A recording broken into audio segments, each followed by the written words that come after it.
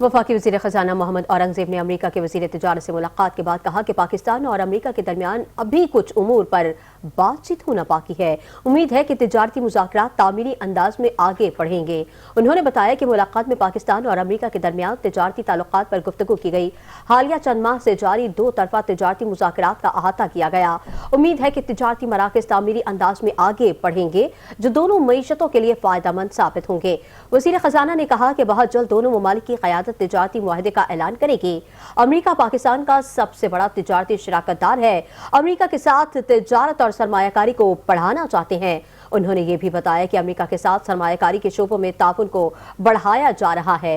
पाकिस्तान रिवायती और गैर रिवायती शोबों जैसे IT, टेक्नोलॉजी, मादनियात और ज़राअत में ताउन का ख्वाह है।